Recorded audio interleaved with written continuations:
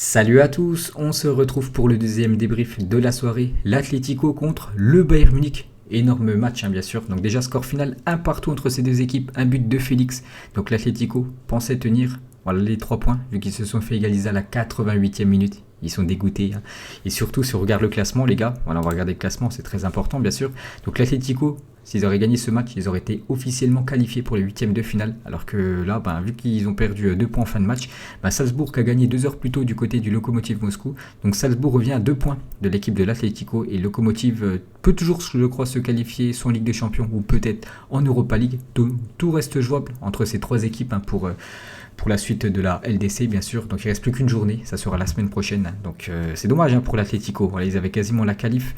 Il restait 3 minutes et ils se sont fait rattraper. Après, voilà, l'Atlético, les gars, a trop voulu conserver le 1-0. Voilà, ils ont marqué à la 26e minute. Et voilà, toute la deuxième mi-temps, c'était quand même quasiment un attaque-défense. Voilà, ils faisaient que de défendre. Puis à un moment, voilà, ça a craqué. Faute du défenseur Felipe qui est rentré à la place de Jiménez. Et voilà, penalty bien sûr inscrit par Thomas Müller. Donc voilà, pour parler aussi des deux compos, les gars. Donc côté Atlético, équipe type.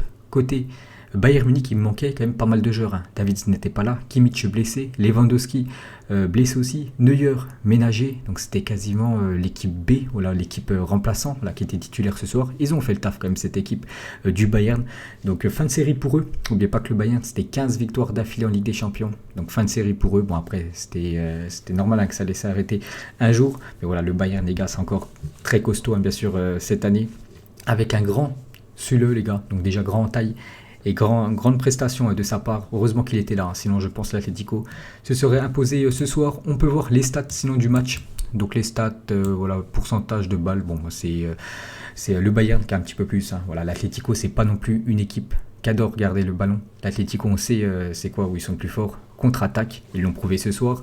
Donc sinon, tir au but, donc 12 tirs pour l'Atlético, seulement 3 cadrés, ça c'est pas ouf. Donc le Bayern aussi 3 cadrés, donc c'est pour ça que c'est plutôt logique. On peut dire ce point du match nul pour les deux équipes. Voilà, donc c'était quand même une belle affiche, même si on s'est un petit peu fait chier quand même en deuxième mi-temps. En première mi-temps, il y avait un peu plus d'intensité. En deuxième mi-temps, ça s'est vraiment calmé, surtout que l'Atlético proposait plus rien du tout. Vraiment, ils voulaient garder ce 1-0. Puis, dommage pour eux, ils se sont fait revenir. Donc voilà, les gars, déjà, ce petit débrief sur la rencontre. Donc maintenant, on va noter les joueurs de l'Atlético. Donc, comme d'habitude, le barème entre 0 jusqu'à 10. Donc, personne n'a la note de 10 aujourd'hui, bien sûr. On commence avec le gardien. Le gardien que je vous ai montré une stat il y a quelques jours, Yann Oblak, qui a disputé son 200e match avec l'équipe de l'Atlético Madrid pour 112 clean sheets. Il n'était pas loin de faire un clean sheet de plus. Un gardien tellement sous-coté, bien sûr, Yann Oblak. Donc pour moi, les gars, ce soir, je vais lui mettre une note de 6. Voilà, satisfaisant, comme j'ai dit. On peut regarder. Voilà, le Bayern a tiré 3 tirs cadrés. Donc il prend un but. Bon, après, c'est un but sur penalty. Mais bon, je mets quand même 6, les gars, à Yann Oblak, qui est un très bon gardien. Bon, après, il n'a pas eu grand-chose à faire ce soir. Mais bon, voilà, il prend un but. Et bien sûr, son équipe se fait égaliser, même si c'est un but sur penalty. Il n'est pas loin de l'arrêter. Donc pour moi, c'est un match satisfaisant de sa part. Je ne peux pas lui mettre non plus un bon match, vu que son équipe a fait un partout. Ensuite, on passe au défenseur gauche, Hermoso. Donc Hermoso, les gars, j'ai mis une note de 6. Voilà, donc on l'a un peu plus vu en première mi-temps, en deuxième un peu moins, parce que voilà, toute la défense, pratiquement de toute façon, toute l'équipe faisait que de défendre. Donc après, voilà, on ne les a pas trop vus, quand ça fait que de défendre, on ne peut pas trop voir une prestation du joueur. Donc j'ai mis une note de 6 à Hermoso. Jiménez juste à côté, qui a été très bon, les gars. Jiménez, pour moi ça sera une note de 7. Pour moi c'était le meilleur défenseur de l'Atlético ce soir. Dommage pour lui, il est sorti je crois à la 65e, un truc comme ça, 65e, 70e minute, et remplacé par Felipe. Et c'est Felipe qui fait la faute sur Thomas Müller pour le penalty en fin de match. Dommage, parce que Jiménez, les gars, avait fait un bon match, pour ça que je mets 7. Donc Felipe qui est rentré, voilà, il coûte ce but à l'Atlético. Donc mauvaise rentrée de Felipe, mais Jiménez, lui, a fait son match. Ensuite, Savic. Donc Savic, je ne sais pas il a quel âge, les gars, il a au moins plus de 33, 34 ans. Il est toujours présent, vraiment un pilier de cette défense de l'Atlético Madrid. Ça fait quand même pas mal de temps qu'il est dans cette équipe. Et ce soir, voilà, il a fait son match aussi, un match satisfaisant pour le défenseur de Madrid.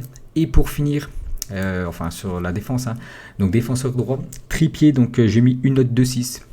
On l'a vu un peu plus que Hermoso, voilà, de l'autre côté, où il a un petit peu plus apporté, surtout offensivement. Hein, c'est bien aussi que cette équipe de Madrid, surtout en contre-attaque, hein, on sait que la stratégie de Diego Simon, c'est de bien défendre, et dès qu'ils ont le ballon, de gicler devant avec tous les joueurs offensifs, bien sûr, et essayer d'amener le danger devant. Donc il l'a fait quelques fois, en deuxième mi-temps, comme j'ai dit, hein, c'était quasiment une attaque-défense, donc là un peu moins vu, mais sinon voilà, il était correct ce soir. Donc 6 pour Trippier. Ensuite on passe milieu gauche, donc Yannick Carrasco, vraiment très bon joueur les gars, Yannick Carrasco, l'ancien joueur de Monaco, donc pour moi c'est une note de 7, hein, vraiment je l'ai trouvé bon ce soir les gars. Et donc déjà très bon en première mi-temps. Bon après en deuxième mi-temps c'était quasiment le 5e défenseur en fait. Hermoso il est là et Carrasco il était juste à côté de lui. C'était le DLG on peut dire en mode FIFA bien sûr Carrasco. Il était quasiment défenseur gauche vu que c'était à chaque fois une attaque défense, mais vraiment c'est bien parce qu'il fait les efforts hein, les gars, il apporte beaucoup offensivement et aussi défensivement, il fait les efforts, comparé par exemple, je sais pas, un joueur du Paris Saint-Germain, Mbappé qui joue à peu près à sa position, voilà, milieu gauche, Mbappé jamais il ferait les efforts que Carrasco fait. Et ça c'est vraiment un atout hein, quand même pour l'équipe de l'Atlético, donc pour moi une note de 7 pour le joueur belge. Ensuite, on passe à Saúl. Donc Saúl et Koke. Donc les deux, pour moi, on fait le même match, hein, les gars. Je leur ai mis une note de 6. Voilà, aux deux milieux, les deux poumons de cette équipe de l'Atlético Madrid. Bon, ils n'ont pas fait leur meilleur match. Hein. On sait que c'est déjà deux joueurs sous-côté. On en parle très peu de Koke et Saúl. C'est deux très bons joueurs. Mais bon, voilà, ils ont fait leur match. Donc pour moi, une note de 6. Ensuite, Marcos Llorente. Très bon footballeur, je me demande encore pourquoi, parce que lui c'est un ancien joueur du Real Madrid, pourquoi le Real Madrid a lâché cette pépite, parce que c'est vraiment un très très bon joueur, donc déjà décisif, Marcos Llorente, c'est lui qui fait la passe D pour le but de Félix en première mi-temps, et même il a été très très bon, beaucoup d'engagement les gars, beaucoup d'envie, un peu comme tous les autres joueurs de l'Atlético, donc pour moi c'est une note de 7, bon match de sa part pour Marcos Llorente. On finit avec les deux attaquants. Tout d'abord, Félix, le buteur, donc j'ai dit, hein, passe D de Marcos Llorente, et c'est Félix qui a fini. Donc Félix, bon match quand même de sa part, donc une note de 7 voilà, pour l'attaquant portugais, qui a gêné quand même pas mal de fois la défense du Bayern. Bon, il s'est heurté aussi pas mal de fois sur le, je vous ai dit les gars, heureusement qu'il était là, pour moi c'est l'homme du match. Parce que sinon, je pense l'Atlético aurait pu mener 2 voire 3 buts d'avance devant les Allemands. Donc une note de 7 pour Félix. Et pour terminer, Correa, qu'on a un petit peu moins vu que Félix, même si de temps en temps il a fait des éclairs. De temps en temps, les gars, il a pris le ballon. Il a triplé 3-4 joueurs comme ça. C'est un très très bon joueur, bien sûr, Correa. Mais voilà, sur l'intégralité de son match, un petit peu moins en vue que Félix, donc pour moi c'est une note de 6 pour l'attaquant, je crois que c'est un Argentin, l'attaquant Correa. Donc voilà les gars, la fin de ce débrief. On va faire un petit compte rendu aussi des autres résultats qu'il y a eu ce soir. Donc hop, donc dans le groupe A, bon, c'est le groupe qu'on a parlé avec l'Atlético. Le groupe B, on en a parlé tout à l'heure avec la défaite du Real Madrid. Et on peut voir que l'Inter Milan s'est imposé du côté, on va grandir un petit peu, voilà.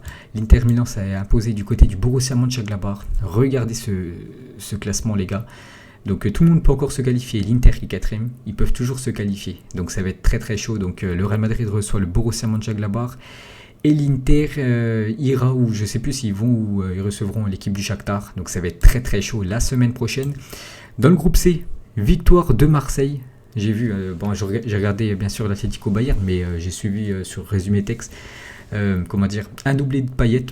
C'est bien, pourtant ils perdaient 1-0 à Marseille. Donc enfin ils ont cassé cette mauvaise série. Pas mal de séries qui ont cassé. Hein. Donc la série du Bayern, avec ses 15 victoires d'affilée. Et la série de Marseille. Voilà, qui a enfin fini, parce que c'était 13 défaites d'affilée pour l'OM, donc c'est bien pour Marseille. Bon, c'est toujours dernier, donc le dernier match, il va falloir faire un résultat du côté de City s'ils veulent aller en Europa League. Et dans le même temps que l'Olympiakos perd contre Porto, on verra bien sûr la semaine prochaine, mais c'est bien bien sûr pour Marseille d'enfin de prendre des points en LDC. Et ici les gars, donc l'Atalanta Bergame qui était mené 1-0, donc du coup ils ont fait un partout contre Midtjylland. C'est pas ouf hein, pour Bergame. Et Liverpool s'est imposé 1-0 contre l'Ajax. Donc Liverpool qualifié, l'Atalanta et l'Ajax, ça se jouera bien sûr pour la dernière journée. Donc tout reste jouable. Hein. C'est vrai qu'il y a pas mal de suspense les gars cette saison en Ligue des Champions. C'est cool. Hein. Il y a pas, voilà, pratiquement toutes les équipes peuvent encore se qualifier. À part il y en a voilà, comme le Bayern, comme City ou Liverpool qui sont déjà qualifiés. Mais par exemple des groupes comme le Real Madrid, tout le monde peut encore se qualifier. Et ça, c'est cool. Donc voilà les gars, la fin de ce débrief. J'espère que ça vous a plu. Donc n'hésitez pas à vous abonner sur cette chaîne secondaire. Voilà, je ferai des débriefs de temps en temps. J'en ferai aussi sur ma chaîne principale. Par exemple, demain, le Paris Saint-Germain joue contre Manchester. Je sortirai certainement sur ma chaîne principale. Mais de temps en temps, voilà, je sortirai des débriefs sur cette chaîne secondaire. Allez, moi je vous laisse. N'hésitez pas à mettre en commentaire, les gars, ce que vous avez pensé de cette soirée de Ligue des Champions. Allez, ciao à tous.